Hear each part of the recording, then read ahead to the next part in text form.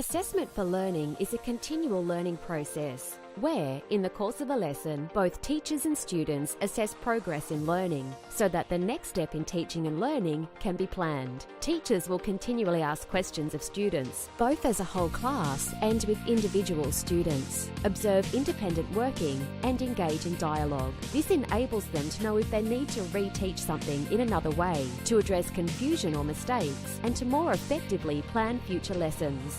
When done well, it transforms learning, raises achievement, and closes the gap between high and low achievers. Sounds simple, but it can be challenging to implement well. It involves a transfer of ownership of learning to students through self and peer assessment and individual goal setting. To make it work well, teachers need to give up a bit of their power as students gradually take more responsibility for their learning. Here are ways teachers can build students' ability to self-assess. Work with students to regularly create and reflect on individual learning goals. Clearly identify success criteria. Teach students how to interpret and use assessment evidence. Create a supportive, non-competitive classroom where students don't fear making mistakes. Provide clear, specific feedback that helps students to improve.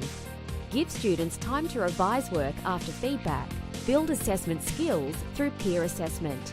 To prepare students for assessment for learning, work teachers need to explain why and how assessment is happening. Plan activities that will explore students' critical understanding, such as recap quizzes, concept maps, journal writing, and brainstorming. Ask reflective questions. Allow more time for thinking. Ask students to clarify, explain, and elaborate.